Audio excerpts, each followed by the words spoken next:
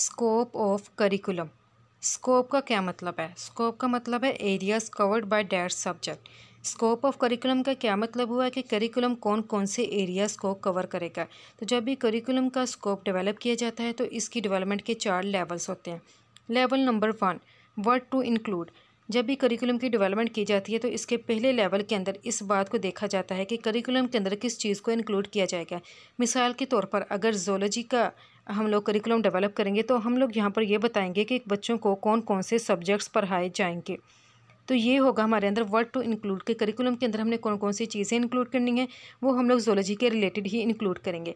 Second इसका level आता है लेवल ऑफ स्कोप, यानी कि जो ज़ूलॉजी है इसका क्या क्या स्कोप है।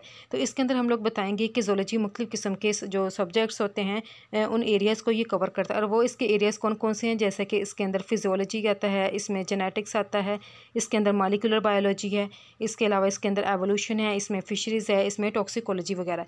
यानी कि ज़ूलॉजी इन एरियाज़ को कवर करता है और इसका काफ़ी ज़्यादा स्कोप है। इसके बाद इसका थर्ड लेवल आता है जिसके अंदर बताया जाता है मटेरियल डेवलपमेंट। मटेरियल डेवलपमेंट यानी कि ज़ूलॉजी के अंदर जैसे कि हमने अगर इसके अंदर जेनेटिक्स को, मॉलिक्यूलर बायोलॉजी को, इसके अंदर फिजियोलॉजी को इंक्लूड किया है तो इसका कौन कौन सा मटेरियल इसके अंदर इंक्लूड किया जाएगा।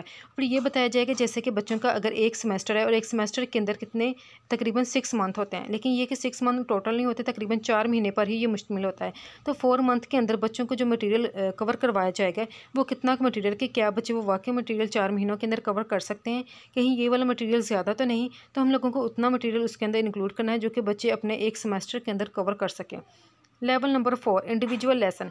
जैसे कि बच्चों को उनके सेमेस्टर के स्टार्ट में ही बताया जाता है कि आपके इस सेमेस्टर के टोटल इतने लेक्चर्स हैं। मिसाल के तौर पर अगर टीचर बच्चों को कहता है कि आपके टोटल 24 लेक्चर्स हैं तो इसके अंदर ये बताया जाता है कि क्या जो टीचर बच्चों को एक इंडिविजुअल लेसन देगा, जो एक लेसन देगा, कि क्या उसका जो टाइम पीरियड है, जो भी उसका ड्यूरेशन है, टाइम ड्यूरेशन है, कि क्या टीचर उसको उसके अंदर कवर कर सकता है।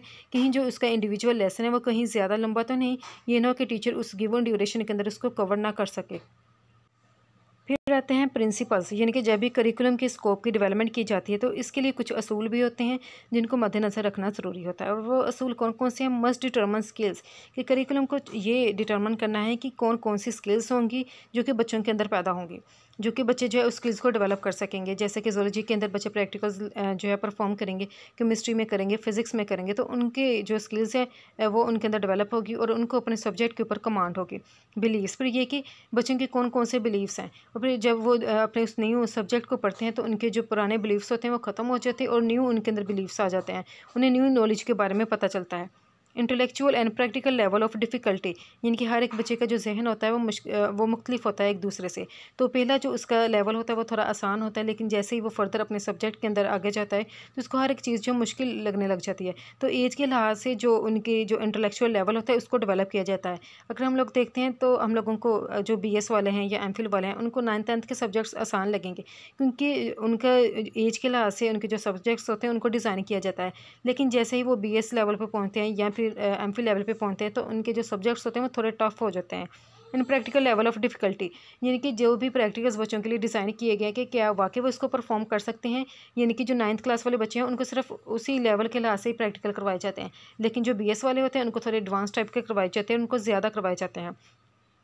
एडिशनल एक्सपर्टीज़, करिकुलम को ये भी डिटरमिन करना है कि क्या इसके अंदर जितने भी एक्सपेरिमेंट हैं या जो भी एक्टिविटीज़ करिकुलम के अंदर रखी गई हैं कि क्या इसके लिए कुछ एडिशनल एक्सपर्टीज़ की ज़रूरत नहीं।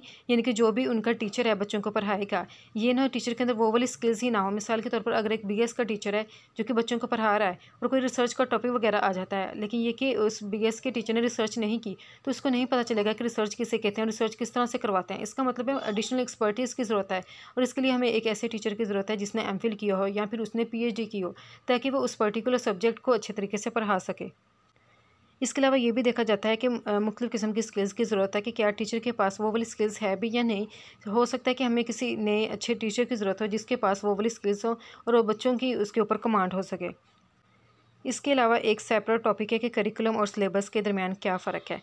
करिकुलम किसे कहते हैं? मिसाल के तौर पर अगर 9th क्लास के बच्चों की बात की जाए साइंस की, तो वो कितने सब्जेक्ट्स पढ़ते हैं? 8 सब्जेक्ट्स पढ़ते हैं। जैसे कि उसके अंदर फ़िज़िक्स है, केमिस्ट्री, बायो, मैथ है, इंग्लिश है, उर्दू है और इस्लामियत है और PS, ये 8 सब्जेक्ट्स रहते हैं।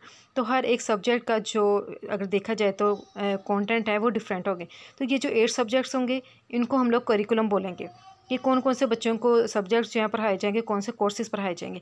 लेकिन अगर हम लोग इन 8 सब्जेक्ट्स में से अगर एक की बात करें, मिसाल के तौर पर वो है बायो के अंदर बच्चों को बताया जाएगा कि उनके कौन कौन से कंटेंट है जिसको कवर किया जाएगा, तो वो होगा सिलेबस।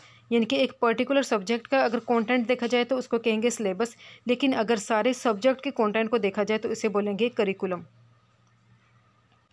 जैसे कि बायो का कंटेंट डिफरेंट होगा तो इसका सिलेबस जो है डिफरेंट होगा, इसको हम लोग कह देंगे सिलेबस। इस तरह केमिस्ट्री का कंटेंट डिफरेंट होता है तो उसका जो सिलेबस होगा, जो उसका कंटेंट होगा, उसको हम लोग सिलेबस बोल देंगे। लेकिन ये जो 8 सब्जेक्ट्स होते हैं इसको हम लोग कलेक्टिवली करिकुलम बोलेंगे कि इस फलां कोर्स ऑफ स्टडी के अंदर बच्चों को ये चीज़ पढ़ाई जाएगी, वो इसका करिकुलम होगा।